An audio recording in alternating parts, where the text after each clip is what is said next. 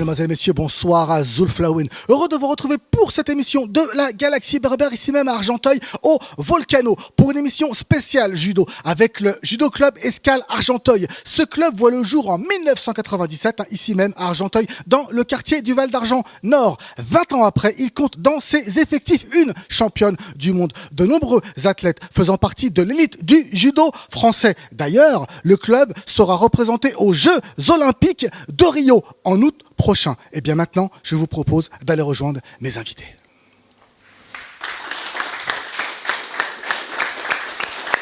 Eh bien, on se retrouve maintenant avec quelques athlètes du Judo Club Escale Argenteuil. Nordine, bonsoir. Azul. Bonsoir, Azul. Alors, vous êtes le président de ce club. Oui, je suis le président de ce club, 20 ans déjà, presque. 20 ans déjà. Ouais. Voilà. Alors, un club que vous avez créé avec votre frère.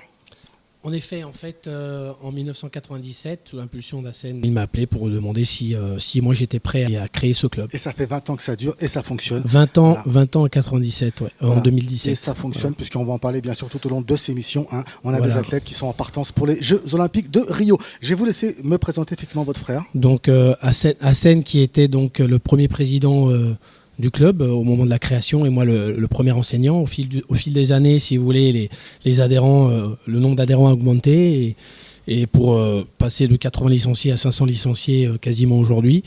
Donc les résultats en parallèle se sont aussi accrus et Assen est devenu donc aujourd'hui le manager général du club et le directeur technique responsable du haut niveau.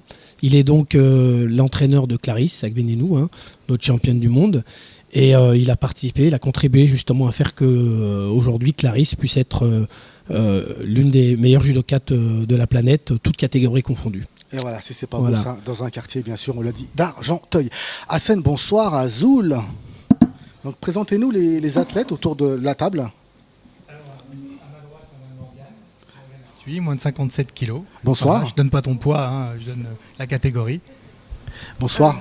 Bonsoir, donc mademoiselle Arthur Morgane, donc athlète en moins de 57 kilos et également athlète du judo club Escale Argenteuil. Bientôt 4 ans que je suis arrivée et c'est pour moi un réel plaisir de porter les couleurs d'Argenteuil sur les différentes compétitions. Eh bien, Alors, on va quand même dire qu'elle est championne de France universitaire il y a quelques semaines. important. Elle est modeste. mais, Félicitations. voilà, donc encore une grosse performance de Morgane. Lucie Perrault, voilà, donc sa catégorie c'est moins de 70 kilos. Je vais la laisser parler d'elle-même. Bonsoir, alors moi c'est Lucie. Moi je suis au club donc depuis la création, depuis 97. J'ai commencé à l'âge de 5 ans. Aujourd'hui j'en ai 24 et c'est toujours un plaisir de pratiquer le judo dans ce club où j'ai trouvé une belle famille. Oui, Lucie a été vice-championne du monde junior, championne de France junior et 2 fois médaillée des championnats de France première division, 5e du tournoi de Paris, donc quand même de grosses performances. À sa gauche, notre championne, Clarisse Agbenienou, donc on connaît son palmarès. On ne présente plus. Championne du monde, mais également double championne d'Europe quand même, et 2 fois vice-championne du monde, donc que j'ai la chance aujourd'hui d'entraîner avec mon ami Larbi Benoudaoud, qu'on verra plus bien tard, sûr voilà, tout à en l'heure. équipe de France, puisque Clarisse est en équipe de France. Clarisse, bonsoir. Donc bonsoir à tous. Et voilà, je m'appelle Agbenienou Clarisse et ça fait pas mal d'années que je suis dans ce club, 7 ans. Et c'est vraiment un club qui m'a permis d'avancer, où j'ai évolué, où j'avais pas tous ces titres avant. Et voilà, je me rends compte que j'ai été championne de France avec ce club, que j'étais championne d'Europe, championne du monde, et que bientôt, voilà, dans quelques mois, il y a le grand titre et la planète.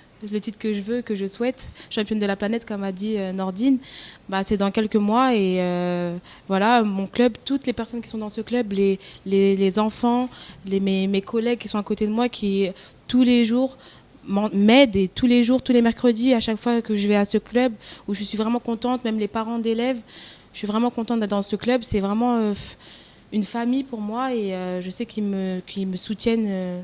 Et qui m'encouragent. Ils sont venus au tournoi de Paris très nombreux et à plusieurs compétitions très nombreuses. Même quand c'est des compétitions un peu plus loin, j'ai toujours des petits messages où je sais qu'on me regarde et ça me fait vraiment plaisir. Voilà, je me dis que par Bluetooth, ils me transmettent leur soutien et leur courage et ça me fait vraiment plaisir. Donc j'espère continuer vraiment loin avec ce club. Eh bien voilà, une grande famille. Vous voulez peut-être ajouter quelques mots? Oui, il y a beaucoup de valeur chez Clarisse, hein, ça s'entend dans ses paroles, donc beaucoup de gratitude, beaucoup de reconnaissance, et c'est ce qui fait aussi qu'elle a réussi au plus haut niveau. Hein, donc bravo à elle, un entourage bien évidemment, hein, autour d'elle, ses parents, enfin, comme elle l'a dit, hein, les athlètes du club, ses camarades, voilà, on ne réussit jamais tout seul. Bravo Clarisse. Sofiane, à sa gauche, Sofiane Milouz, donc, qui nous a rejoint il y a 4 ans et avec qui on a eu aussi la chance de disputer les premiers Jeux Olympiques du club, puisqu'il nous a rejoint en 2012, quelques semaines, un mois avant les Jeux Olympiques, voilà, et qui a terminé à la 5e place et qui est champion d'Europe, hein, et qui a gagné de grands tournois avec l'équipe de France, que je vais laisser aussi se présenter. Bonsoir, Azul. Bonsoir tout le monde. Voilà, c'est vrai que Sofiane Milouz, ça fait 4 ans, comme Hassen vient de le dire, que je suis au club. Et ça a été c'était un vrai pari, parce que moi aussi je suis originaire de la banlieue parisienne. Et j'ai vu Hassen suivre notamment Clarisse, qui est avec moi en équipe de France, sur toutes les grandes compétitions. Toujours derrière elle, je l'ai vu l'emmener au summum. Et je me suis dit, voilà, pourquoi pas moi? Pourquoi pas moi, d'une part. Et en plus de ça, je me suis dit aussi, pourquoi ce seraient toujours les autres clubs, les gros clubs prestigieux des villes un peu bourgeoises, etc. Pourquoi pas nous, club de quartier. Un club de quartier, effectivement. Et tout simplement aller au plus haut niveau et pouvoir garder ces athlètes jusqu'au bout, les emmener au rêve olympique. C'est d'autant plus méritant. Exactement. Vous vouliez peut-être ajouter quelques mots, puis il y a aussi une personne. Oui, non, mais un palmarès, hein, Sofiane, déjà éloquent. Voilà, donc nous, on lui souhaite de continuer, de performer, et de retrouver son niveau pour être encore tout en haut de l'affiche. Hein. Marine Bonnet, voilà, Bonsoir. sur la gauche. Donc encore une championne de France junior, hein, qui est athlète classée en première division depuis de nombreuses années. Voilà, qui est passée par les structures Pôle France, donc qui s'entraîne tous les jours, et puis qui, elle comme d'autres d'ailleurs, ont un double projet, hein, puisqu'il y a le judo, mais il y a aussi l'école ou le travail, hein, pour la majorité d'entre eux, parce qu'au judo, on ne gagne pas sa vie. Donc Marine poursuit aussi des études, donc, et puis continuer de s'entraîner avec des résultats qu'on connaît. Voilà, Marine. Bonsoir, donc comme l'a dit Hassen, je suis athlète en moins de 57 kilos, à Argenteuil depuis bientôt 4 ans comme Morgane, où je suis arrivée dans un club qui nous a donné les moyens de poursuivre effectivement un projet à la fois sportif mais aussi professionnel pour suivre nos études en complément du judo. Donc très beau projet, mais aussi un bon projet collectif avec une belle équipe féminine. Un projet qui nous tient à toutes très à cœur, une belle bande de copines. Voilà, donc un club familial où chacun a des objectifs et chacun aussi se retrouve autour d'objectifs communs. Chose à ajouter? Non, elle a tout dit, hein. Enfin, ils s'entendent tous et toutes très très bien. Alors les filles, mais les garçons aussi, hein. Autour de cette table, il manque encore quelques athlètes de haut niveau. On a Sofiane, c'est le capitaine des garçons. On a Florian, qu'on va retrouver tout à l'heure, voilà, qui est aussi un athlète de haut niveau du club. Qui est professeur aujourd'hui, voilà, et puis d'autres qui n'ont pas pu venir. Voilà, donc beaucoup de bonheur avec eux tous. Voilà. Alors on l'a dit bien sûr, hein, l'élite du judo français en tout cas est là avec nous ce soir autour de cette table, et juste derrière nous il y a aussi d'autres athlètes que vous allez découvrir. Comment fait-on pour arriver à ce niveau-là? Comment fait-on pour amener des athlètes, pour amener un club à un niveau justement, un haut niveau, à l'extrême du judo? C'est le travail, c'est leur travail d'abord. Donc c'est conscientiser l'importance du travail à fournir, quels sont leurs objectifs, et de faire ce qu'il faut pour pouvoir atteindre leur objectif. Donc conscientiser la chose pour pouvoir le réaliser, c'est ce qui fait la différence. Donc ça passe par déjà l'éducation, arriver à l'heure, donc ne pas rater les entraînements, et c'est ce qui fait la réussite. La réussite au plus haut niveau, quand on a ensuite en plus l'empathie, la gratitude, comme on peut l'entendre à travers le témoignage de ces athlètes, forcément ça finit par payer. Mais le travail Alors c'est un travail d'équipe, hein. On parle des athlètes, on parle du club et on parle bien sûr des parents qu'on va découvrir tout au long de cette émission. Alors nous sommes à 2 mois des Jeux Olympiques, hein, pratiquement à 2 mois. Comment s'orchestre le travail de préparation avec les athlètes? Alors le travail, il est quotidien, il est toute l'année, je dirais, il est même le week-end. Donc on s'arrête, il faut reposer la machine, mais même quand on la repose, on travaille également. Ça s'appelle de la récupération. Ensuite, quand on arrive sur un objectif tel que les Jeux Olympiques, on est plus dans une période d'affûtage où là, chaque paramètre doit être étudié et on doit être pertinent sur tous les aspects de la performance. Donc évidemment, on s'entoure de compétences aussi, hein, multiples. Donc tout ce qui tourne autour de Clarisse doit être donc avec l'Arbi, hein, donc entraîneur national chez les filles. Tout à l'heure. Donc on se voit tous les jours, on s'appelle en tout cas tous les jours si on ne s'est pas vu. Donc l'entourage aussi familial, c'est important. Des fois Clarisse ne dit pas tout par pudeur. Et donc il est important aussi de savoir comment elle est, puisqu'on est bien sur un tapis, si on est bien dans la vie. Donc voilà, tout en faisant attention à l'écologie de notre athlète, voilà, de son bien-être, voilà, pour qu'il puisse être disponible et concentré sur ses objectifs. On comprendra bien sûr tout à l'heure comment le travail s'orchestre effectivement entre vous, le club, et l'Arbi Ben Boudaoud, bien sûr, qui fait partie des coachs, hein, de l'équipe féminine de France. Alors Clarisse, on l'a dit, donc à moins de 2 mois des JO, comment finalement s'organise le temps qu'il vous reste? Comment vous gérez ces 2 derniers mois? Je rentre d'une petite blessure qui m'a un peu, on va pas dire fait perdre du temps, mais voilà, fait voir d'autres horizons. Ça m'a pas fait de mal d'ailleurs, faut le dire, hein. Et voilà, comme ça au moins j'ai pu reposer aussi toutes les autres parties de mon corps qui étaient un peu plus douloureuses. J'avais un peu de douleur des fois au genou, au coude. Bah là, voilà, je suis prête, je suis affûtée, affûtée pour entamer 2 mois de vraiment fort, enfin des gros entraînements, des gros stages, avec bien sûr l'aide de l'Arbi, qui est mon entraîneur national, et Hassen, voilà, je sais que j'ai besoin des deux parce que c'est un équilibre. Voilà, c'est mon équilibre. J'ai besoin de mes 2 entraîneurs. Voilà, les 2 s'entendent très bien et c'est la chance que j'ai pour mon entraînement. J'ai vraiment beaucoup de chance que les 2 s'entendent bien. C'est quasiment des amis d'enfance, hein. C'est pour ça que ça fait boum finalement. C'est tout bénef pour moi en tout cas. Et bien voilà, ça sera votre première participation aux Jeux Olympiques, hein. Oui, ça sera ma première participation. Mais ça sera la bonne. Oui, tout à fait. Un rendez-vous tant attendu, hein, un rendez-vous interplanétaire. C'est ça, moi je dis la chance du débutant, donc voilà. Mais vous n'en êtes plus à votre première expérience. Des Jeux Olympiques, oui. Voilà. Oui, mais dans le milieu de la compétition, vous êtes attendu quand même. On va justement en reparler. On s'attend On s'attend à tout. Sofiane, hein, vous étiez en 2012 sur les tatamis de Londres, hein, donc là c'était aussi votre première expérience aux Jeux Olympiques. Effectivement, ouais, donc ma première expérience aux Jeux Olympiques, c'était aux Jeux de Londres, donc en 2012.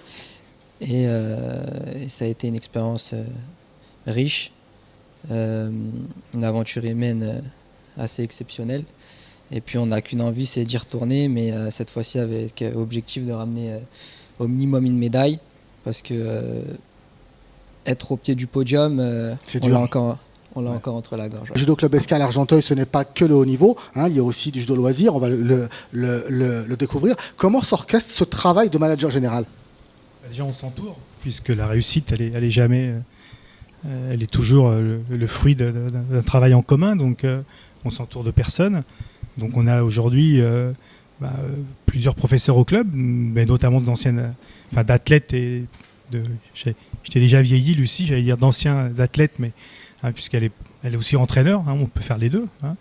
Donc, elle a eu son diplôme de professeur, donc comme son frère aussi Florian. On a Mohamed Daek aussi, qui est au club depuis 20 ans, qui est professeur, donc on s'entoure déjà de compétences au niveau des professeurs. Et puis il y a les parents, il y a chacun à son poste essaye de donner le meilleur de lui-même pour faire en sorte que à toutes les échelles puissent être performantes. Formation, loisirs, comme le disait le président, enfin on n'est pas 500, on est un peu plus de 400 aujourd'hui. Oui, un peu plus de 400 licenciés, c'est le chiffre qu'on a depuis une quinzaine d'années. Voilà, donc il faut faire attention à cette masse, hein, à ce loisir qui avant de commencer quand on commence le judo, on fait tous du loisir, puisque ceinture blanche, ceinture jaune, ceinture orange, hein, et on gravit les échelons et on devient compétiteur. Donc on a besoin de la masse, c'est important. parlez-nous de l'équipe de filles qui a été sélectionnée à la Coupe d'Europe des clubs champions. Les filles ont été vice-championnes de France, 3e championnat de France par équipe première division, ce qui leur a permis d'avoir leur billet pour la Coupe d'Europe des clubs, où elles ont terminé 7e. Une jeune équipe, elles avaient 21 ans de moyenne d'âge, c'était une première, donc c'était une récompense du travail, du travail au quotidien, depuis quand même pas mal d'années où elles travaillent ensemble. Donc oui, une grande performance. Ouais. Alors vous parlez de Lucie, effectivement, donc Lucie, vous l'avez dit tout à l'heure, vous êtes née au club, et là aujourd'hui vous faites partie de l'élite du judo français. Oui, donc moi je suis arrivée au club en 97, donc l'année de la création, sa naissance, de sa création. Ouais. Par hasard, mais j'étais là depuis le début. Ouais. D'ailleurs, votre frère vous suit? Oui, mon frère a fait du judo en même temps que moi, il a arrêté, puis il y est revenu. Vous nous avez présenté les filles. Une question qui me vient, les filles, comment fait-on justement pour mener de front une carrière de haut niveau? Parce que là, vous êtes vraiment dans le haut niveau. Et puis votre carrière professionnelle ou d'étudiante. Parce que c'est pas simple de jongler avec ça. Lucie? Alors moi, pour ma part, donc j'étais en pôle espoir, en pôle France, puis à l'INSEP. Donc il y a eu, par exemple à l'INSEP, où on est aménagé pour pouvoir faire les entraînements, puis les cours. Donc j'ai passé mon bac là-bas, j'ai eu ma licence STAPS là-bas. Et ensuite j'ai entamé pour passer le diplôme d'État, professeur de judo. Et là où on s'organise pour aménager les cours et les entraînements. Des fois on court un peu partout, ouais. Mais on y arrive. Il faut le faire. Ouais. Morgane qui fait aussi des études difficiles, mais elle peut en parler elle-même. Mais enfin, toutes les filles ont un double donc, projet. Morgane, vous êtes étudiante? Oui, tout à fait. Je suis actuellement en Master 1 de droit privé général à l'université Paris 1 Panthéon-Sorbonne. Je dirais que dans mon parcours, j'ai eu de la chance dans le sens où moi, je suis rentrée en sport-études très jeune, c'est-à-dire dès la 6e. Donc j'ai pris l'habitude de m'entraîner chaque jour depuis l'âge de 12 ans, n'ayant pas spécialement de facilité ou de capacité dès le départ, mais ça m'a appris à être rigoureuse, organisée, sérieuse, et ça m'a apporté un équilibre aussi. C'est très important pour moi en tout cas d'avoir ces deux aspects de vie, c'est-à-dire le tapis et le monde étudiant qui, je pense, se marient bien et permettent à des athlètes d'aller loin. Moi, je sais que j'ai la chance à Paris 1 d'être très bien encadrée par rapport à mon statut, mais aussi le club comprend tout à fait ma situation. On arrive à s'organiser, on arrive à trouver des créneaux, comme par exemple pour moi c'est un peu plus difficile, je suis en période d'examen, je m'entraîne un peu moins, mais je m'entraîne d'une façon différente et j'arrive totalement à performer. C'est juste une question de détermination. Des études de haut niveau, une carrière sportive de haut niveau, c'est pas simple, il faut vraiment jouer l'équilibre. Non, c'est pas simple, mais moi je suis pas encore arrivée au bout. J'ai l'ambition de devenir avocate mandataire sportif parce que voilà, j'aime. Il y a ce lien quand même. Il y a ce lien, voilà, je veux garder les deux pieds de mes deux passions, c'est-à-dire le sport, notamment le judo, et le droit. Et il faut penser aussi que quand on est athlète de haut niveau, il y a une reconversion aussi à faire. Une carrière, à un moment donné, ça s'arrête. Et donc, il faut penser à l'après. Il faut anticiper. Et voilà, moi, je veux mener à bien ma carrière sportive, puis ensuite professionnelle. Merci. Marine? Je suis également étudiante en STAPS, donc en sport, pour devenir professeur de PS. Donc, comme dit Morgane, c'est surtout pour continuer le judo, il faut s'organiser. Il ne faut pas avoir peur de faire des préparations, des fois seul. Et puis, il faut absolument optimiser le temps qu'on a de libre ou pour le travail ou pour justement le judo. Il ne faut pas se disperser dans, je dirais, trop de liberté. Il faut allier à la fois le judo et les études pour que tout marche. Vous, c'est judo à plein temps? Eh ben non. Eh non. Non, oui, voilà, c'est sûr que voilà, avec mon entourage, je me suis dit, faut quand même que je sois une fille cultivée. Et non, j'ai décidé d'apprendre plus sur mon sport. Voilà, j'ai décidé de faire un BP judo pour être prof de judo. Et en fait, pour moi, c'est pas plus pour être prof de judo, mais plus pour apprendre et savoir pourquoi je fais du judo. Merci. Sofiane? Moi, c'est judo à plein temps, mais j'ai eu un parcours un peu différent de mes collègues ici, parce que je suis pas passé par la filière sport-études. Donc je suis d'origine parisienne. Je m'entraînais également tous les jours, comme mes camarades qui étaient en sport-études, mais tout seul. En fait, j'étais un peu un autodidacte, c'est-à-dire que j'y ai trouvé mon compte parce que je faisais la tournée des clubs chaque semaine. Je mettais à peu près 1 heure pour aller à mon lycée, 1 heure pour aller à l'entraînement. Ça me faisait rentrer chez moi vers 23h. Donc on va dire que j'ai réussi à concilier les deux jusqu'au bac. Après le bac, j'ai fait un diplôme d'État, donc pour être professeur de judo ou encadrer une structure. Et puis à partir de là, je me suis dit allez hop, On y va. feu sur le judo. Et puis après, si j'ai d'autres ambitions, pourquoi pas reprendre, parce que ce qu'on rate dans le sport, je pense que c'est difficilement rattrapable par la suite. Par contre, ce qui est études, etc., avec la volonté, on peut s'y remettre. Et surtout, comme l'a dit tout à l'heure Morgane, je pense que tout est réalisable, c'est juste une question d'organisation, tout simplement. Eh bien voilà, une question d'organisation. On a beaucoup parlé du Judo Club Escale Argenteuil. Eh bien, je vous propose maintenant de retrouver le Judo Club Escale Argenteuil en images. Je vais éloigner bien Clarisse, voilà. Voilà, hop, je m'éloigne, voilà, hop, je cherche à monter cette main, je prenne le main. Allez, pense à cette main droite, toute la baisse. Viens là, voilà, tu pousses, tu vois, tu viens là, tu pousses, tu vois, tu viens à cette main-là, mais en poussant, non, en poussant. Fais-le, tu vois, tu viens ça, fais-le là, tu vois, en me tournant là. Là, j'ai un travail sur la main droite. Sofiane Milous, champion d'Europe, c'était en 2010. Alors c'est trop direct, c'est trop des attaques directes, donc du coup c'est téléphoné. Hein. Ça manque d'action-réaction, faut titiller en bas, il faut, voilà. Oh, tentative de Taitoshi, ouais. Voilà. Mais de la même manière, c'est une attaque qui arrive directe. Donc ça manque vraiment d'action-réaction, de balayage. Et forcément, ça booste du côté des tribunes. Hassan Goudjil, l'entraîneur du Judo Club d'Escale Argenteuil, qui booste lui Sofiane Milous. Ouais, qui lui dit de tourner parce que on prend facilement des pénalités pour sortie de tapis et voilà, et boum, ça retombe. Ouais, c'était bien vu de la part du coach. À chaque fois il est trop tard pour qu'il puisse repousser, voilà, c'est trop tard. Attention, Sofiane Milous en judo-gi bleu. Mais bon, c'est comme ça.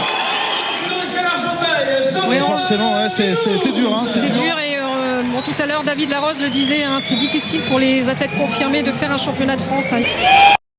Le club d'Escale Argenteuil en finale.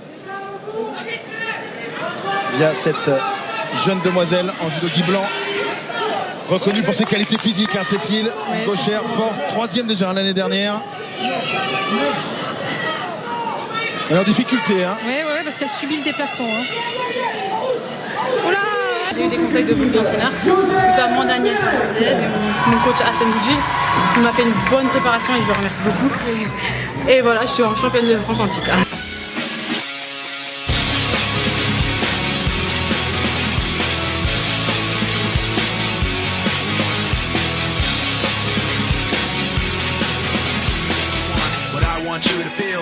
No matter what I do, I can't convince you to just believe this is real. So let go, I'm watching you.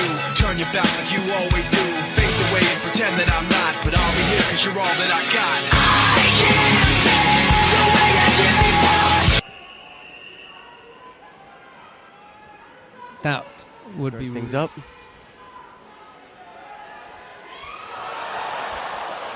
You go for you? Yeah. Just about, yeah. Just and about. She's tossing her again. The danger for me here is that Beglenou just gets that Another little one. bit too...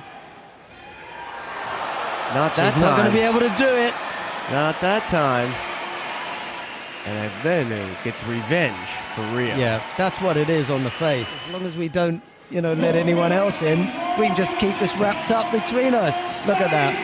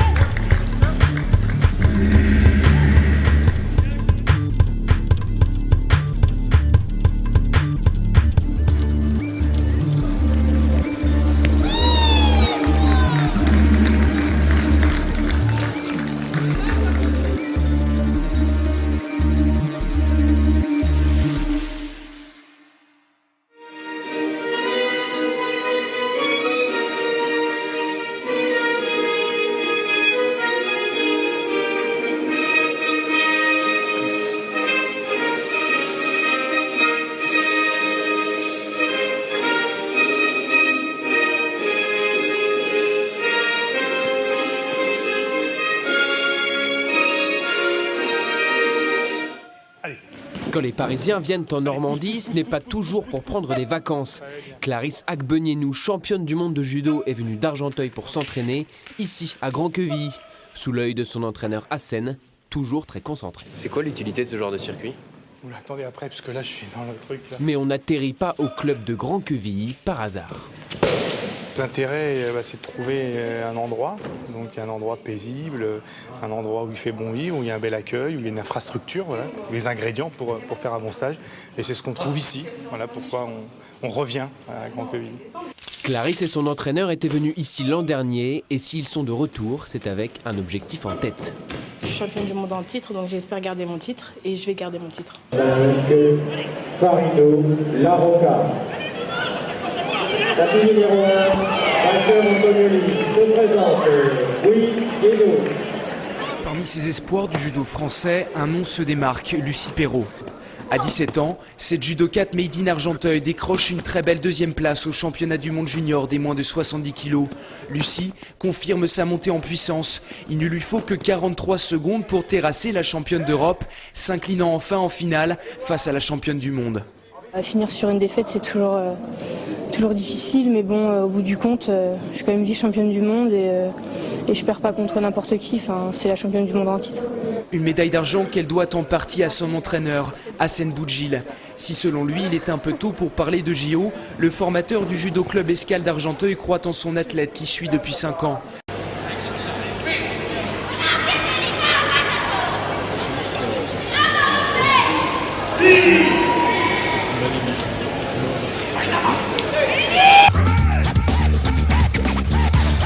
Hassen Nordine, vous commencez le judo en 77-78 ? Oui, donc nous avons commencé le judo en 1978 en fait. Il y avait un club qui a ouvert ses portes en bas du quartier où nous vivions, pas très loin d'ailleurs du gymnase actuel, dans le quartier du Val-de-la-Nord. On a commencé le judo à l'Union sportive argenteuillaise. Donc les parents avaient inscrit les deux plus grands et puis nous on a voulu un petit peu suivre et puis voilà, donc on a fait du judo et puis après on s'est un petit peu exilé. J'ai voulu suivre un petit peu donc Hassen qui lui avait rejoint l'athlétique club de Boulogne-Billancourt, voilà, pour un peu pratiquer en équipe avec l'équipe première, etc. Puis moi j'étais un peu plus jeune, donc j'ai voulu aussi poursuivre on va dire la pratique du judo avec la compétition un petit peu là-bas et puis ensuite est venue l'idée de créer et de former de créer ce club, et puis on en est là aujourd'hui, donc 97, quasiment 20 ans après. Alors je rectifie un petit peu, comme Hassen a dit, 400 licenciés, des résultats, la première médaille au niveau du championnat de France en 2005. Alors 2007, le judo club Escale Argenteuil fait ses premiers pas dans le haut niveau, première division. Donc là, on perd pas de temps, quoi. Non, on perd pas de temps. Mais là, je vais laisser un peu la parole à Hassen pour parler du haut niveau. Les premiers résultats avec les jeunes formés au club, Lucie Perrault, hein, qui avait d'ailleurs atteint un quart de finale du championnat de France première division sur Lucie de Cosse, hein, à l'époque. Elle avait 16 ans, hein, Lucie. Elle venait de faire championne.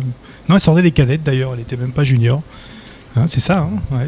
Je sortais tout juste de ma deuxième année cadette et j'allais intégrer les juniors. Donc première compétition en senior en étant à peine junior, c'était une sacrée expérience, surtout en prenant Lucie de Cosse en quart de finale.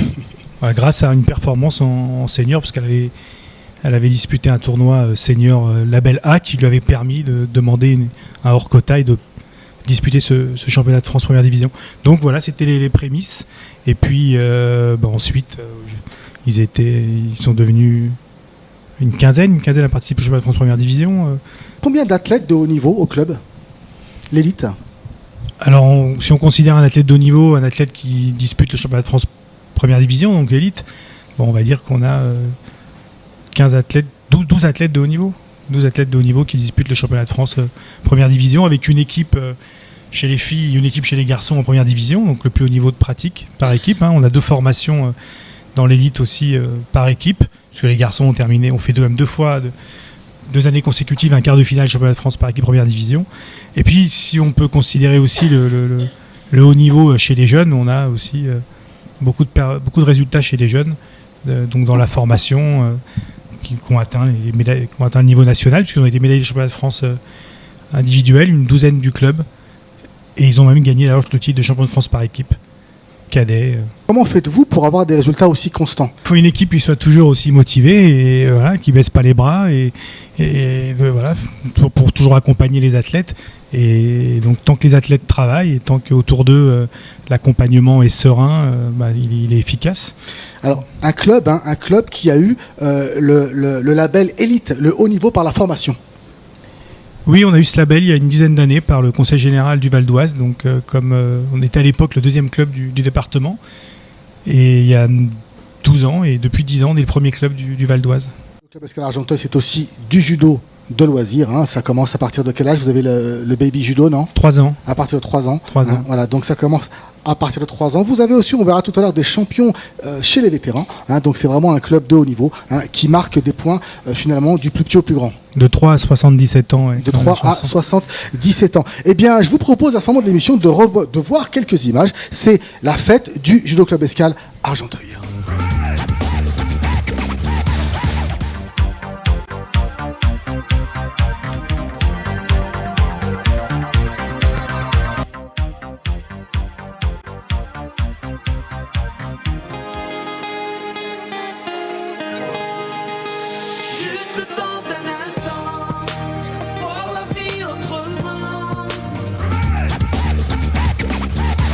On se retrouve maintenant sur le pôle, l'espace politique. Donc Karim Boumedjane, que vous connaissez, que vous connaissez bien sûr à Berbère Télévision. Karim Boumedjane qui est un ancien judoka qui a fait partie de l'ère un petit peu David Douillet, de l'ère Larbi Ben Boudaoud, que nous allons retrouver tout à l'heure. Karim Boumedjane qui est aujourd'hui maire adjoint à la culture à Blanc-Ménil, qui devait être parmi nous. Malheureusement, il n'a pas pu être là. Il nous envoie un petit message. C'est Karim. Malheureusement, je ne peux être parmi vous, mais je tenais à saluer mes amis qui me sont chers, Hassen et Larbi, à témoigner mon affection à un club que je connais bien, l'Escale Argenteuil, qui m'a accueilli quelques années à la fin de ma carrière. Un club qui se distingue par son esprit familial, qui a su se hisser ces dernières années au plus haut niveau, avec de très grands champions. Et ça, c'est le fruit d'un travail extraordinaire mené par une grande équipe dirigeante, des hommes, des femmes, des bénévoles, des familles. Et je voulais leur tirer mon chapeau. Je sais également que le club rencontre des difficultés qui peuvent à l'avenir le fragiliser. Et j'espère sincèrement que les pouvoirs publics vont pouvoir continuer, comme ils le font aujourd'hui, à le soutenir à la même hauteur, afin de pérenniser les résultats et tout ce travail qui dépasse le sportif, qui est bien évidemment éducatif, social. Voilà, l'Escale Argenteuil rayonne au-delà du local. C'est un très grand club, c'est un grand poumon, et j'espère qu'il pourra continuer à respirer. Je vous dis à bientôt, je vous embrasse. Stéphane Gatignon, bonsoir à Zoul. Bonsoir. Alors, vous êtes le maire de Sevran. En Seine-Saint-Denis. Argenteuillet. Oui, Argenteuillet, et puis on a grandi avec les frères Goudjil. On s'est croisés en colo de vacances, on s'est croisés au lycée, et puis dans la vie courante à Argenteuil, quoi. Voilà, donc c'est pour ça que je suis là, d'abord pour les soutenir, et puis parce qu'ils ont fait un travail énorme. On l'a vu avec la description de ce qui a été fait depuis 97. Mais c'est un travail énorme qui a été fait. Et puis voilà, je pense que on a Argenteuil au cœur, quoi. C'était un slogan à un moment, mais c'est vraiment ça. Et donc voilà, donc je suis là parce que ça me fait un immense plaisir d'être là. Puis ça me fait un plaisir de voir ce qu'ils ont réussi à faire avec les championnes. Je pense que dans nos territoires en banlieue, on a les champions de demain. Nous à Sevran, on a Teddy Tangbo par exemple, qui est le triple sauteur, qui est sevranais. Au niveau du football, parce que ça fait bizarre de ne pas parler dans une émission sportive, on n'a pas encore parlé de football, mais Serge Aurier est sevranais aussi. Donc voilà, ce que je veux dire, c'est que l'avenir quand même au niveau sportif de la France, et c'est toujours un plaisir de voir tous ces Français qui sont contents quand on a des médailles, et les médailles elles viennent souvent de nos territoires, de la banlieue, et donc c'est un peu un pied de nez à chacun de ne pas l'oublier. Justement, on va en parler, peut-être qu'il y a des choses similaires entre Argenteuil effectivement et la ville de Sevran. Alors Nordine, présentez-nous les deux personnes qui sont également à la table de l'espace politique. Oui, donc ce sont deux parents d'élèves investis. On a donc Madame Gelali, donc la maman d'Oumaïma qui gère à la fois donc les enfants sur le côté sportif, le côté des études, qui est totalement investie. Elle est parent d'élèves à l'école. Voilà, donc elle est constamment avec nous. Bonsoir. Bonsoir. Et puis juste à vos côtés. Donc on a Monsieur Milous, donc le papa de Sofiane, qui est aussi très investi au club, qui donne de son temps pour permettre que nous puissions toujours aller un petit peu plus loin. Voilà. Bonsoir.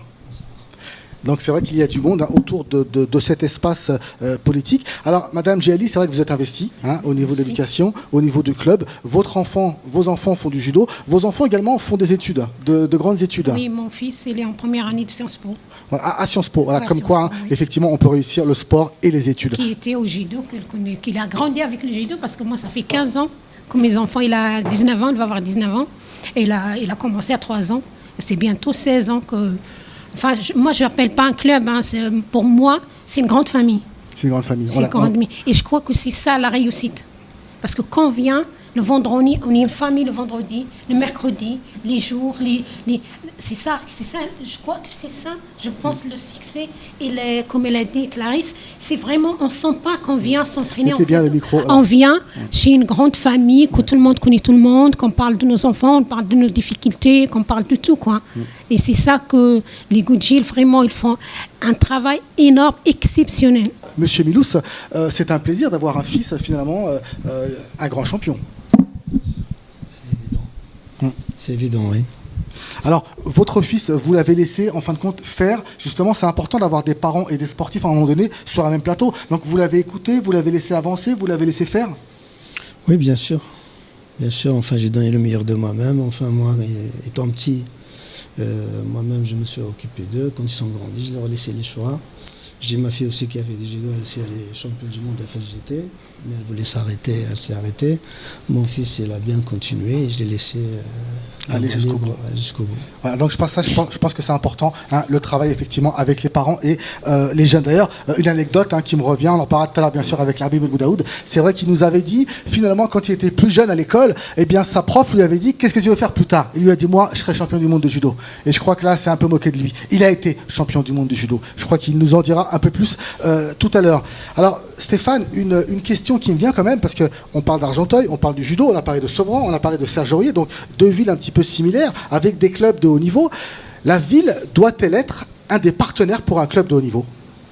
Je crois que c'est impossible de voir les choses autrement. C'est-à-dire que, après, les communes aujourd'hui, c'est vrai qu'il y a une crise financière, notamment au niveau des communes, qui est extrêmement importante. Donc je pense que c'est pas toujours simple.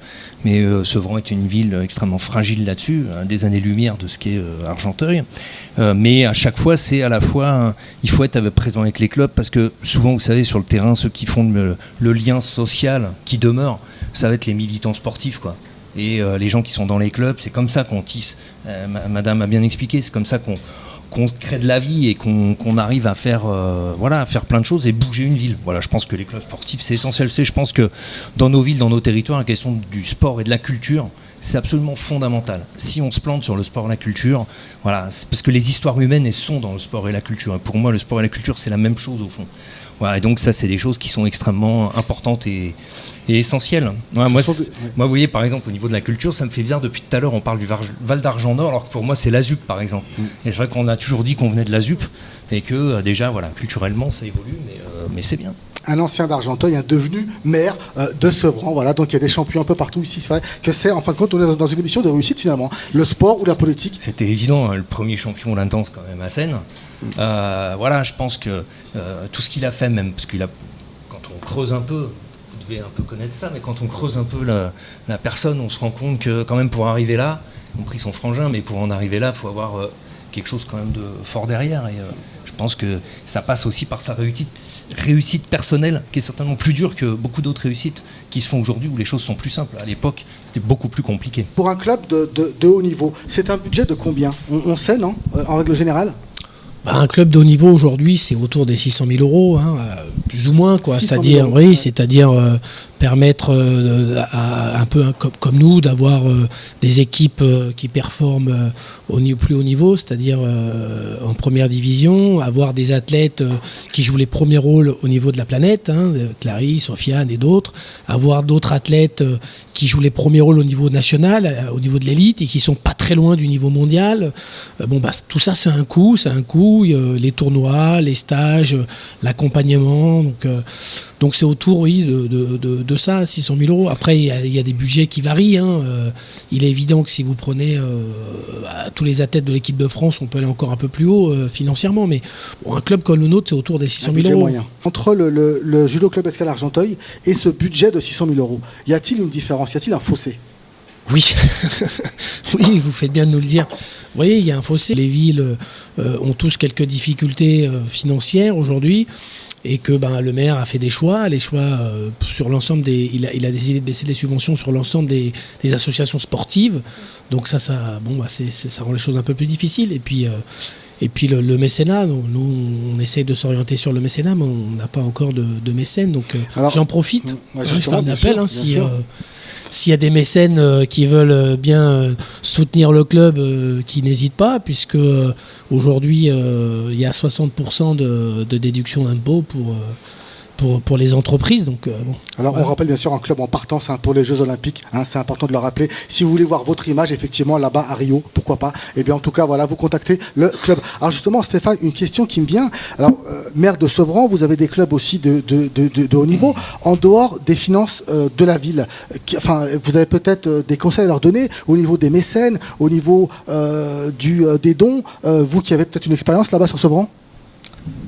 C'est un sujet compliqué, mais non, simplement c'est clair que pour certains clubs nous on a des petits budgets, donc il faut aller chercher quelques mécènes à côté. Après on a toujours des entreprises qui travaillent pour les villes et tout ça, et on va les chercher.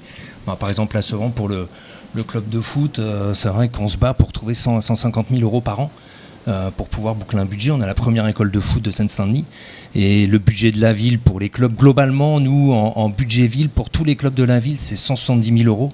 Voilà, donc c'est que dalle. Donc si vous voulez, à côté, il faut se démerder. Il faut leur donner au club les moyens, j'allais dire les infrastructures évidemment, mais au-delà de ça, tout ce qui peut aider le club et qui est possible, les moyens humains aussi, c'est-à-dire travailler intelligemment avec les clubs pour qu'y compris en ville, travaillent des gens des clubs, ce qui permet d'aider à structurer. Puis après, je considère que par contre, on est dans le boulot du maire. Quand on est des villes compliquées comme les nôtres, fragiles financièrement, il faut aller trouver l'argent il faut trouver du sponsoring, quoi. Et donc moi, par exemple, un de mes objectifs, c'est de trouver du sponsoring au maximum.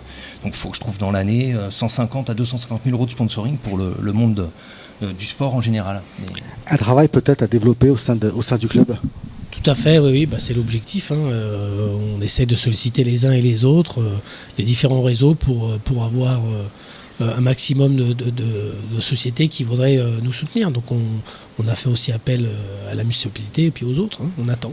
Voilà, donc c'est un travail qui se fait également avec les parents. Donc Madame Djali, vous faites partie de ces parents d'élèves effectivement, qui essayaient d'œuvrer pour trouver en fin de compte des moyens et des finances pour le club.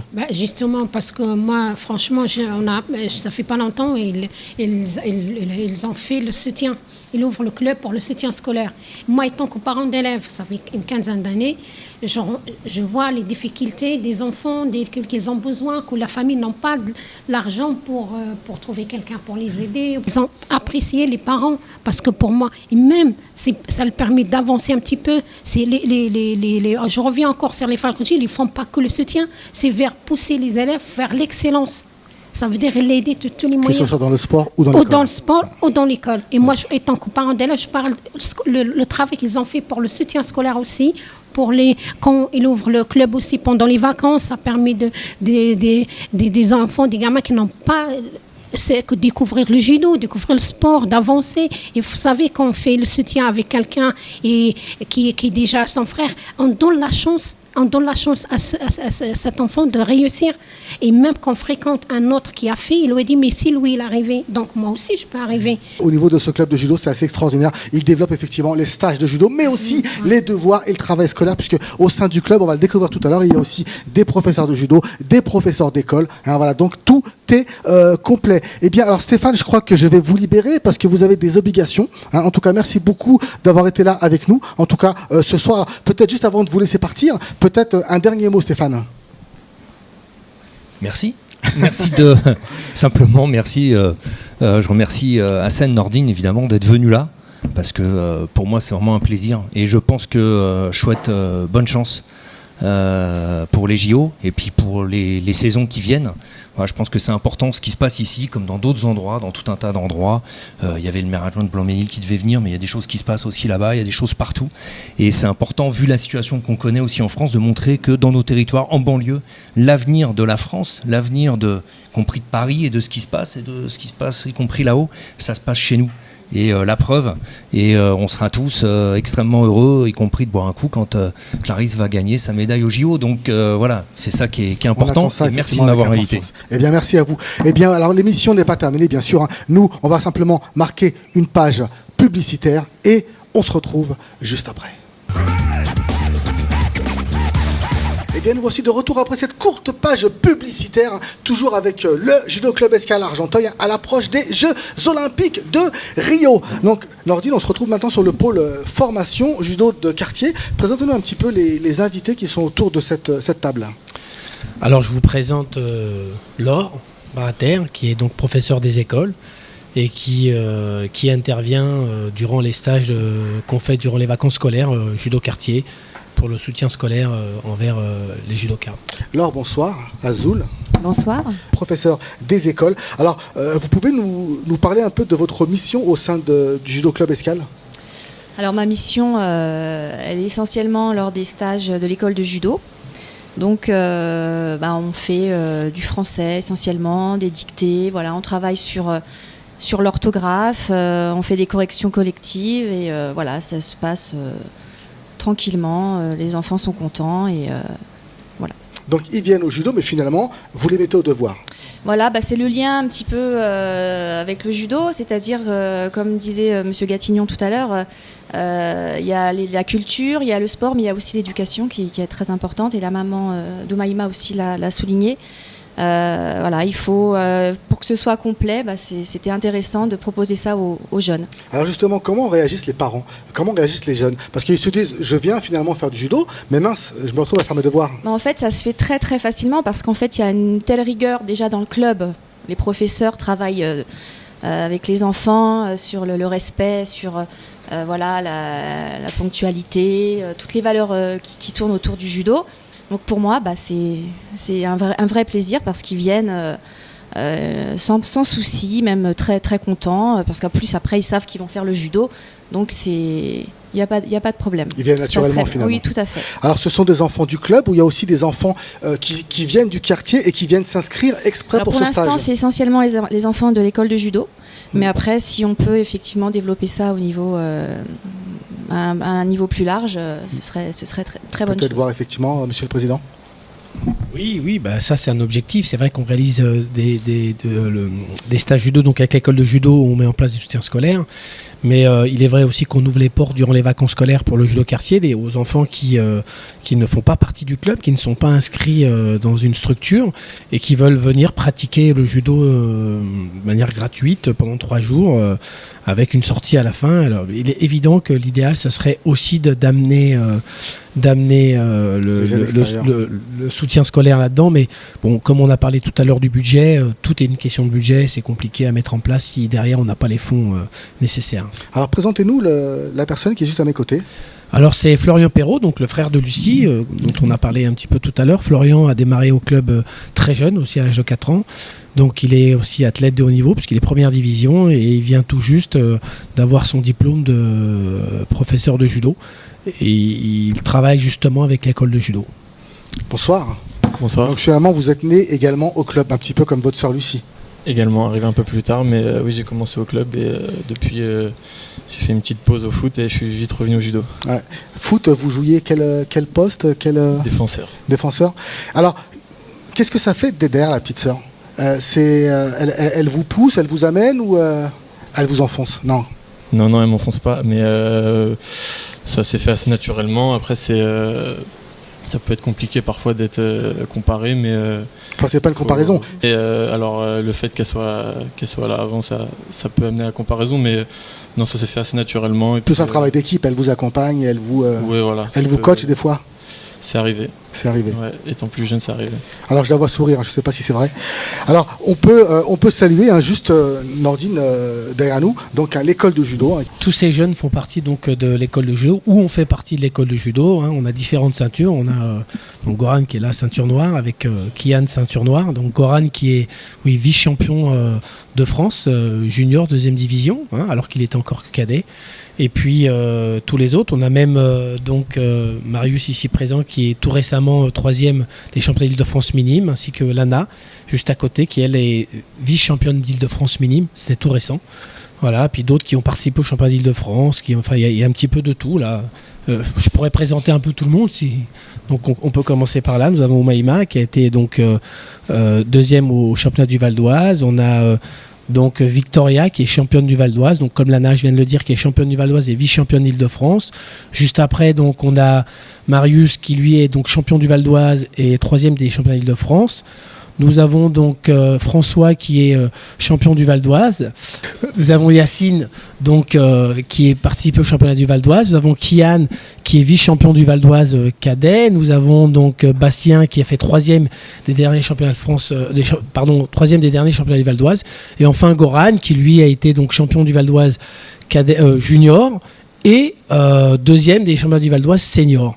Donc voilà, alors qu'il est tout juste junior. Donc un club complet, on a parlé d'élite, on a parlé de loisirs, on parle aussi de formation, donc c'est important. Alors, combien de professeurs vous avez au club ? Alors nous avons 8 salariés aujourd'hui au club, donc 8 profs. Qui sont pour la plupart anciens du club, qui ont été... ils sont tous en lien forcément un peu avec l'histoire du club, à un moment ou à un autre. Il y en a quelques-uns, ils sont nés au club, comme Florian aujourd'hui, Lucie, Mohamed, donc le premier élève même du club, qui n'est pas là aujourd'hui, qui n'a pas pu être présent. Et puis d'autres. Alors on va énumérer quelques résultats. Donc c'est vrai qu'au sein du club, vous avez eu un titre et 2 médailles par équipe cadet en 2013, 2012 et 2011. 3 médailles mondiales seniors 2015, 2014, 2013. 2 médailles mondiales juniors 2011, 2009. 2 titres européens seniors en 2014, 2013 et 2 médailles de bronze 2015, 2012. 1 médaille d'argent et 1 médaille de bronze au championnat de France senior par équipe féminine en 2015 et 2014, 14 titres de champion de France individuel, cadet, junior, senior, 37 médailles nationales, cadet, junior, senior. Comme vous dites, ça fait 20 ans, ça fait 20 ans, c'est un travail, c'est pas terminé. Ouais. Connaissez-vous le classement du club au niveau des résultats alors ou tout nombre à de l'heure, licenciés ? Oui, tout à l'heure justement, dans une période où nous sommes en difficulté un peu financière, ce qui est un peu paradoxal, c'est qu'on a obtenu notre meilleur classement cette année, puisqu'on a terminé 2e club de France au niveau de l'élite, le plus haut niveau de pratique de judo. 2e club de France, voilà, à un moment où les sous ne sont pas là et où on en a besoin, les résultats brillent davantage. Voilà, chacun met du sien, chacun s'investit pour essayer de faire au mieux. Alors le club de judo est en partie composé de professeurs des écoles et de professeurs de judo. Donc là c'est vraiment, comme tout à l'heure disait la maman, Madame Djahali, c'est important, c'est un travail d'équipe avec les parents, les professeurs. C'est ça, on a donc à travers Laure, donc des professeurs d'école, moi-même je suis professeur de PS en collège. On a d'autres parents qui nous donnent des coups de main. Enfin ouais, c'est forcément la réussite, c'est un ensemble de choses. Comme disait tout à l'heure Hassen, et puis c'est que ce qui permet d'y arriver, c'est que chacun s'occupe de son travail, quoi. Et bien voilà, on l'a découvert bien sûr, le judo, l'école, le sport, le judo d'élite, le judo loisir, et effectivement beaucoup de vos judokates sont effectivement dans les grandes études, dans les hautes études. Je vous propose à ce moment de l'émission, d'aller retrouver finalement les quelques parents. Tout au long de cette émission, on a parlé de judo, on a parlé d'athlètes, on a parlé de kimono, mais aussi bien sûr de parents, parce qu'effectivement c'est un travail d'équipe qui se met en place. Donc à ça, on se retrouve maintenant finalement sur un espace avec des athlètes, également avec des parents. Oui, alors des parents d'élèves, donc des parents d'athlètes. Voilà, et des amis aussi, des amis de longue date et même de très longue date. Alors je vais vous laisser me présenter les invités qui sont autour de ce pôle, de cette table. À votre gauche, donc Monsieur Milous, Omar, donc parent d'athlète. C'est vrai qu'il était tout à l'heure effectivement sur le pôle politique avec Stéphane Gatignon. Alors voilà, sauf que il a oublié de dire parce que là lui aussi, il a une grande valeur qui est Hein, il s'exprime pas trop. Hein, on a la chance de l'avoir là, donc il faut lui donner la parole. Voilà, qui est aussi le papa de 2 jeunes athlètes qui sont à l'école de judo, hein, qui ne sont pas pu venir aujourd'hui. Hein, c'est les 2 derniers, je crois, hein, de la fratrie, voilà, qui œuvrent au club aussi, hein, qui nous soutient beaucoup. Oui, en tout cas, je voulais rebondir sur ce que les athlètes ils ont dit tout à l'heure. Ils ont bien décrit la situation, l'organisation du club, l'apport qu'ils donnent au point de vue éducatif, sportif, humain. C'est très important s'ils sont fidèles. Le dernier, il a 4 ans depuis qu'il se trouve ici, 5 ans. C'est extraordinaire parce que c'est des jeunes qui forment une seule famille, parce qu'ils sont satisfaits de la politique éducative sportive du club. C'est des gens qui donnent le meilleur d'eux-mêmes, qui comptent pas ni les jours, ni les journées, ni les week-ends. À ça, ils travaillent, y compris le dimanche, etc. Et c'est une ambiance conviviale, familiale, extraordinaire. Et c'est ce qui fait que le club, il arrive à ce stade-là. Ce n'est pas pour rien. La fidélité, elle tombe pas du ciel. Et c'est pour ça que nous donnons, nous, en tant que parents, le meilleur de nous-mêmes pour être un support, aider le club. Parce que même si 100 000 euros, si elle est là, si elle peut être là tout de suite, il n'y a pas de difficulté autour, c'est pas suffisant. Un club de haut niveau, la taille d'Argenteuil, c'est minimum 800 000 euros normalement. Ben voilà, le message est donné. En tout cas, on espère que vous l'aurez entendu. Et naturellement, nous œuvrons, on est en contact en tant que parents aussi avec des sociétés, etc. Mais naturellement, c'est difficile de mettre encore pour le moment la main dans la poche, mais j'espère que ça viendra. Ça va arriver. Et j'espère que les pouvoirs publics dans le département, dans la région, qui soient aussi fidèles que les athlètes. On aurait pu parler également de Pauline Agbognenou, la maman de Clarisse, qui n'a pas pu être là avec nous ce soir, qui œuvre également pour le club. Oui, bien sûr. C'est aussi une parent d'athlète très impliqué, et qu'on voit très régulièrement, puisqu'elle a aussi Clarisse, il y a Clarisse, mais il y a aussi Joris, un autre athlète de l'école de judo qui performe. Absolument, on a aussi, on a tous les parents qu'on a là. Le petit frère de Clarisse. Hein. Absolument, on a aussi Susanna, qui est très discrète derrière dans le public. C'est vrai qu'il y a Madame Jankovic, qui est là aussi, qui est très régulièrement avec nous, ou Madame Tamba aussi, des gens très discrets, qui œuvrent aussi avec nous. Voilà, en tout cas, il y a de nombreuses personnes, on l'a dit bien sûr, c'est un travail d'équipe avec les parents et les athlètes. Il y a d'autres personnes, je crois, à nous présenter, notamment une personne qu'on connaît assez bien ici même à Berbère Télévision. Oui, donc on a l'arbi Benmou Daoud, donc on connaît son palmarès, on va le redire, il est magnifique, champion du monde, deux fois vice-champion du monde, d'ailleurs comme Clarisse également, ils ont le même palmarès aujourd'hui, donc on compte sur Clarisse pour dépasser notre ami l'arbi, voilà, 2 fois champion d'Europe, tout comme Clarisse également, voilà, et donc qui est le référent de Clarisse en équipe de France et avec qui j'ai vraiment le grand plaisir de travailler parce que c'est un ami de plus de 20 ans. J'espère juste que ce ne sera pas comme l'arbi aux Jeux Olympiques, juste une petite marche au-dessus et puis ça ira. Vous m'aviez dit à l'époque, ne me parlez plus de cette finale. Et finalement, c'est vous qui en parlez. Azul Flawen d'abord. C'est une finale. Ça, c'est quand on est demandé aux athlètes qui sont ici présents. J'espère qu'ils ont le même état d'esprit. Quand on est compétiteur, on veut gagner tout le temps. On vient pas pour faire 2e, 3e. Après, on analyse pourquoi on a gagné, pourquoi on a perdu, voilà.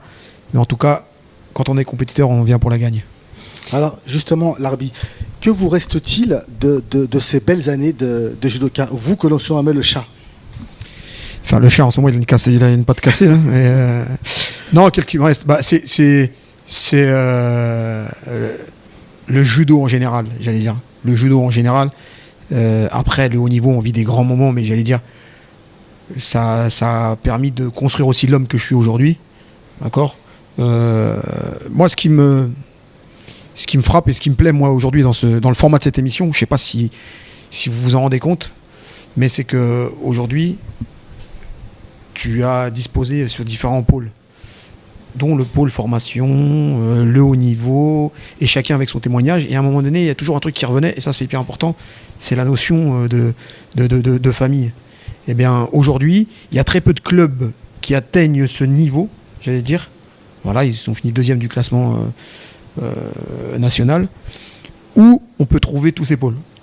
aujourd'hui, il y a beaucoup de, quand je dis tous ces pôles, c'est-à-dire que voilà, ça va être du baby judo à la formation scolaire, à la formation des athlètes, des jeunes, des cadets, des juniors. Et des vétérans, on va voir tout à l'heure. Et des vétérans, comme a dit Hassen, de 3 ans à 77 ans, voilà, ou des athlètes olympiques au mondial. Et ça, il y a très peu de clubs de très haut niveau qui peuvent se vanter de faire ce type de travail. Après, bien entendu, malheureusement, le nerf de la guerre, on le connaît, c'est l'argent. Donc aujourd'hui, je profite pour dire allez-y, mettez de l'argent aux mécènes, mettez de l'argent dans le judo et mettez de l'argent dans un club comme Argenteuil parce que justement, en termes de représentativité, j'allais dire, ça va au-delà de la championne. Voilà, on a une grande championne, c'est un peu aujourd'hui la vitrine, j'allais dire, du judo club à Argenteuil, enfin Escale. Mais pour avoir une belle vitrine comme ça, un sommet comme ça dans le système pyramidal, c'est important d'avoir de bonnes bases et de ne pas les négliger. Et le travail, il est bien fait. Et on va dire que je l'ai vu naître, je l'ai vu grandir en 97, ce club, effectivement. Voilà, Vous avez croisé un petit peu les tatamis avec Hassen. Voilà, donc c'est une amitié de très très très longue date. Et j'ai vu le club évoluer, j'ai vu le club grandir. Et c'est pas, j'allais dire... Aujourd'hui, il y a une légitimité à revendiquer le fait de vouloir de l'argent pour pouvoir continuer ce projet. Quand ils sont arrivés en 97, ils n'ont pas demandé, ils n'ont rien demandé à personne. Ils se sont construits, voilà. Ils ont mis de bonnes fondations.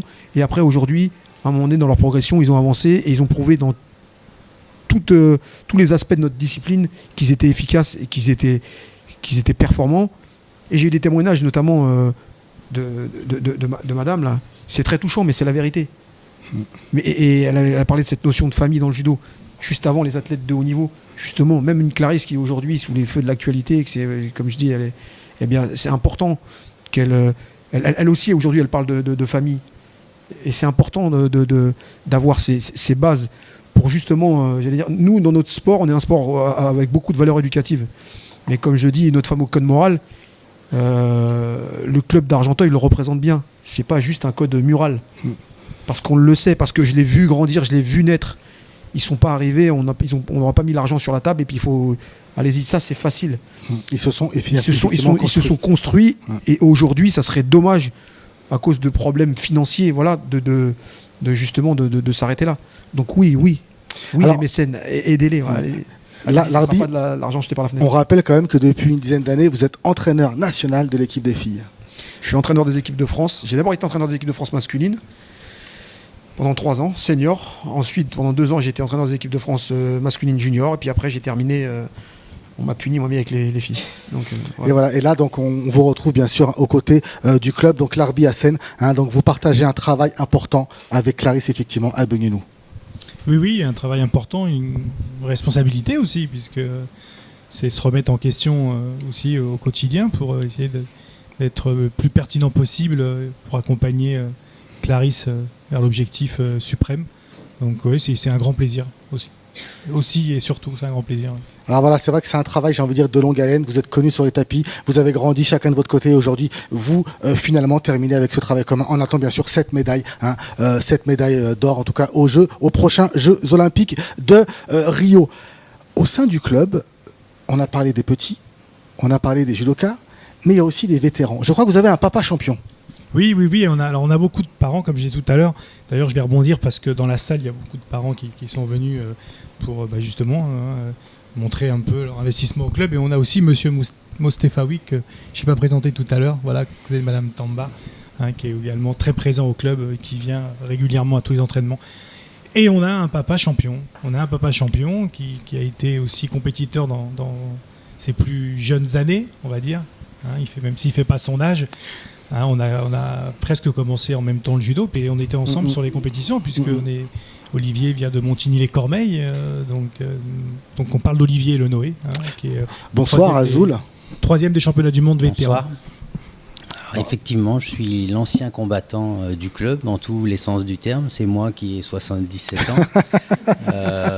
Et je suis également le père de 4 enfants qui sont eux aussi licenciés au club. L'aîné depuis 1997, donc dès la première année. Et les 3 autres qui ont 20 ans pour la deuxième et 14 ans pour les 2 derniers. Et un certain nombre de choses, toutes les choses qui ont été dites concernant le club sont tout à fait exactes. C'est-à-dire, c'est à la fois un espace de sociabilité, c'est un lieu où on se fait des amis, où on se crée des souvenirs qui sont des souvenirs, j'en ai certains, puisque je suis très vieux et que je suis un ancien combattant, que je partage avec Hassen. Je témoigne que le judo, c'est un endroit où se créent des amitiés durable, c'est exact. Même ma fille aînée, qui aujourd'hui a pris un peu ses distances avec le judo, passe son temps à évoquer des souvenirs heureux. Et puis, ça a été dit aussi, le judo, le club, ce club c'est aussi un lieu de socialisation, c'est-à-dire c'est un lieu où on apprend à connaître les autres, que ce soit des enfants qui viennent d'horizons différents.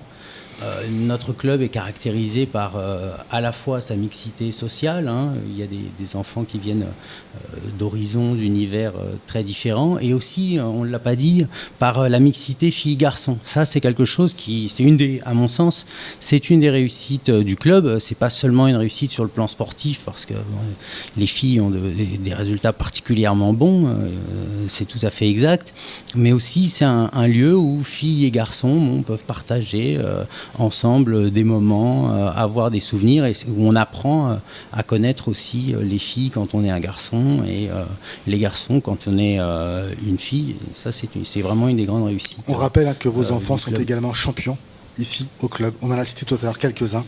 Voilà, donc ça suit. La route est tracée aussi pour vos enfants. Alors Olivier, on rappelle aussi également que vous êtes professeur d'université, c'est important de le rappeler, à Paris 10, Nanterre, normalien, et donc on l'a dit judoka et papa de judoka. Donc voilà, vraiment à fond dedans, on l'a dit, le judo, le haut niveau, les études, c'est un petit peu ce qui transpire ici même au club. Ça a été là aussi très bien dit par les athlètes, faire du judo et poursuivre un parcours d'études supérieures notamment, ou d'études secondaires avant les études supérieures, c'est pas du tout antinomique. Au contraire, je pense que le fait de suivre les 2 parcours à la fois oblige à développer, notamment, Morgane l'a très bien dit, des qualités d'organisation. Et ça permet d'être efficace. C'est-à-dire on s'oblige à être efficace dans le travail scolaire, mais aussi dans le travail de préparation athlétique pour le judo. C'est-à-dire on a peut-être un petit peu moins de temps à certains moments, notamment en période d'examen, mais il faut quand même qu'on fasse quelque chose et il faut qu'on le fasse bien, qu'on soit efficace pour ça. Il faut s'organiser et gérer son temps. Il n'y a aucune contradiction. Ouais. Encore une fois, le fils de monsieur et madame Gelali en est aussi la preuve entre un parcours scolaire, y compris un parcours scolaire d'excellence, et un parcours sportif. Larbi, vous vouliez ajouter quelque chose ? Déjà, tout d'abord, je vous invite à tous venir faire du judo. Regardez, comme ça qu'on serve bien au judo. 77 ans, il a dit. Donc, mais il n'y a qu'à Argenteuil, par contre. Non, je vais rebondir juste sur un truc aussi, parce que je ne vous cache pas que j'ai été surpris par les chiffres qui m'ont été donnés par monsieur le maire de Sevran. Là. Et là, j'interpelle, du coup, parce que j'interpelle les futurs mécènes, j'espère, mais là, j'interpelle les pouvoirs publics aussi en leur disant, aujourd'hui, voilà, il faut qu'on arrête de tomber dans les clichés, voilà, la banlieue, voilà, il n'y a pas de fatalité. Okay, il y a des gens qui travaillent justement pour aider les jeunes à s'en sortir à travers le sport. Alors, c'est sûr que le sport, c'est souvent le parent pauvre. On sait que ça apporte beaucoup de valeur, ok. On sait que ça peut nous aider à construire des jeunes, mais au-delà du sport en lui-même, eh bien, mais par contre, ça demande aussi des moyens. Ça demande aussi des moyens. Et donc, je dirais à nos politiques, c'est important, surtout dans justement ces villes de banlieue où il y a des problématiques, voilà, qu'on ne retrouve pas dans toutes les villes. Donc c'est important de les soutenir financièrement, humainement aussi, voilà, même en termes d'infrastructure. Et surtout, ce que je veux dire, c'est que ça, si vous les aidez justement, ça permettra de sortir de ces clichés, voilà, de ces clichés de ouais. J'ai l'impression, j'ai entendu des discours tout à l'heure quand j'étais athlète, moi aussi je suis issu l'Arbi Ben Boudaoud, voilà, je suis aussi de la banlieue parisienne aussi. J'ai commencé le judo en Seine-Saint-Denis, pareil, le 93 avec tous les clichés qui vont avec. Je me suis toujours battu contre ces clichés et c'est les messages aussi que j'essaie de transmettre aux athlètes que j'entraîne, parce qu'aujourd'hui, quelque part, quand on est des champions et des championnes comme vous, quelque part, vous êtes des exemples, vous vous appartenez plus totalement. Aujourd'hui, les gamins, quand ils viennent, ils veulent devenir des Sofiane Milouz, des Clarisse Agbenienou, des Supero, voilà, ils s'identifient à vous. Donc, profitez de votre aura et de votre image pour passer les bons messages. D'où le lien entre justement vous, sommet de la pyramide, et la base. Mais il faut donner des moyens pour qu'on puisse monter cette pyramide. Il y a des gens qui vont se bouger, des parents, voilà, la preuve aujourd'hui. C'est pour ça que je dis que ce format d'émission a bien présenté pour moi la globalité du club. Mais c'est très important, mais pas que dans les paroles. Il faut aussi mettre la main à la poche. Exactement. Merci Larbi, on se rappellera bien sûr tes beaux combats. L'époque David Douillet, l'époque Jamel Bourras, effectivement, une bonne clique là encore de bons amis, et effectivement de très très bons résultats. Alors bien sûr, Hassan, on le rappelle, le club est à l'affiche aujourd'hui, dans moins de 2 mois, les Jeux Olympiques de Rio. Donc je vous propose tout simplement d'aller retrouver finalement les athlètes l'athlète qui va concourir aux prochains Jeux Olympiques de Rio. Clarisse, les Jeux Olympiques de Rio, c'est quasiment demain. Vous y êtes très attendu. Oui, c'est quasiment demain. Donc c'est pour ça qu'aussi j'ai besoin de mon entraîneur, de l'entourage et bien sûr de votre aide, parce que il y a des stages que normalement je faisais avec mon club, je ne pourrais pas faire avec le club. Donc si on pouvait avoir un petit peu d'aide jusqu'aux Jeux Olympiques et même après, là, ce serait quand même bien de mettre l'accent sur pour les 2 mois qui arrivent. Et après, pouvoir discuter des 4 ans d'après. En tout cas, c'est beaucoup d'aide qu'on vous demande pour le club. Et ça nous ferait vraiment plaisir. Et pour avancer jusqu'au jeu, on a tous besoin de vous. Quel message ce soir, justement, à ces messages ? Soutenir le club, permettre de mettre en lumière la ville d'Argenteuil à travers les différentes entreprises d'Argenteuil. Donc, permettre aux enfants de continuer de rêver à travers les athlètes de très haut niveau tels que Clarisse. Leur permettre de se dire qu'à un moment ou à un autre, eux aussi peuvent devenir champions du monde et pourquoi pas champions olympiques. De se dire qu'à Argenteuil, on peut réussir, qu'il n'y a pas, comme l'expliquait un petit peu l'arbitre, de clichés à avoir. Depuis tout à l'heure, on parle de travail, de détermination, donc donnez-nous les moyens quelque part de pouvoir poursuivre ce projet. D'autant plus qu'il y a la relève. La relève est là. La relève est là. On a des jeunes qui performent déjà à leur niveau, les minimes. Oui, la relève est là. Vous avez pratiquement tout gagné. Il vous en manque une. C'est les JO. Voilà, donc là, vous allez tout donner. Vous n'avez plus le choix. C'est ça, il m'en manque une. Donc, et c'est là où j'ai le moins d'aide. Donc voilà, en plus c'est lauréat, c'est magnifique. C'est la médaille que tout le monde veut, et j'ai la possibilité d'aller la chercher, donc j'ai besoin aussi de tout mon entourage. Mais et vous avez tout ce la qu'il y a hargne, autour. vous avez l'envie de gagner, vous avez la puissance et la passion. Bien sûr, je suis une combattante, et du moment où je suis en face de mon adversaire, où je suis inscrite, où ma qualification est déjà dite, il faut y aller et on ne peut pas rebrousser chemin. Vous avez choisi, je suppose, la couleur de la victoire ? Bien évidemment. Alors, dans quel état on est à 2 mois d'un grand rendez-vous ? De la pression, du stress, on est posé ? Comme vous le voyez, très zen. Très zen. Voilà. Il n'y a pas de pression à avoir. C'est dans l'entraînement que je mettrai ma pression, et dans l'entraînement que je me jaugerai. Et je serai... pour moi, il faut que je sois la plus zen possible, zen attitude, pour pouvoir remporter cette médaille lors des Jeux Olympiques. On attend bien sûr avec impatience. Directeur général, il va se passer quoi durant les jours à venir, durant ces 2 derniers mois ? C'est du repos, c'est de l'entraînement, c'est de la récupération ? Un peu de tout ça, c'est les ingrédients de l'accompagnement d'un athlète de ce niveau. Donc c'est beaucoup d'entraînement, bien sûr, faire attention à la fatigue. Voilà, et continuer de s'entraîner. Clarisse, quel message ce soir à votre club ? En tout cas, à mon club, c'est vraiment un grand message, vraiment un remerciement, en tout cas, de m'accompagner et de m'avoir accompagné toutes ces années, de m'avoir fait confiance, d'avoir travaillé avec moi, de m'avoir écouté, d'avoir supporté mes humeurs, il faut le dire. C'est pas facile. En plus, voilà, les femmes, on aime bien des fois être un petit peu, on va dire, relou. Donc, on aime bien des fois tenir tête aux hommes, faut le dire, parce qu'on veut notre place dans ce monde. Donc voilà, en tout cas, je vais vraiment vous remercier et je remercie aussi surtout les enfants du club, mes collègues, voilà. Franchement, on a une équipe en tout cas féminine géniale et on se voit tous les jours. Il y en a même certaines où on a été en pôle ensemble, déjà, donc depuis jeune. Il y a Lucie que je connais depuis la primaire, il y en a assez.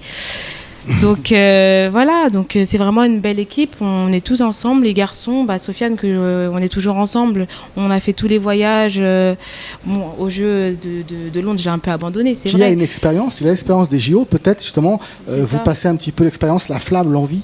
C'est ça, mais vu que j'y suis allée, j'ai été, donc j'ai vu ce qui s'est passé. Ouais. Donc ça m'a vraiment ouvert les yeux. Ça m'a appris beaucoup de choses. Et donc voilà, et les parents aussi qui sont là, qui sont très généreux, très gentils. Le président, il n'y a rien à dire. Hassen et sa femme, Laure et ses enfants. Je suis vraiment très contente et je suis vraiment fière d'être dans ce club et j'espère y rester le plus longtemps possible. Quel message ce soir à vos adversaires ? Méfiez-vous, j'arrive. Eh bien, en tout cas, merci beaucoup. L'émission est quasiment terminée. Alors justement, Sofiane, un mot de la fin. J'aimerais revenir en fait sur votre première question. Qu'est-ce qui a fait le succès de ce club ? Déjà, il n'est pas venu comme ça du jour au lendemain. Comme on l'a dit, il a 20 ans, bientôt 20 ans. Donc, ils ont commencé à construire ce club, donc Nordine et Hassen Goudzil en 97. Et je pense qu'ils se sont armés de patience et ils ont beaucoup travaillé. Ils n'ont jamais abandonné, même quand les problèmes leur pendaient, ils sont toujours là. Comme vous le voyez, c'est que même dans les moments difficiles, on reste très soudés. Et c'est pour ça qu'on parlait tout à l'heure, qu'Hassen parlait notamment d'un travail d'équipe. Donc ils ont commencé seuls à construire ce club. Ils se sont armés de personnes de bonne volonté, de très bonne volonté. Ils sont bien entourés. Ils se sont très bien entourés, exactement. Et c'est ce qui a fait petit à petit le succès. Donc avec les tours de table qu'on a fait, on a pu voir qu'ils sont sur tous les secteurs, ce qui est très très rare, pour pas dire le seul club en France où ça commence dès le baby judo.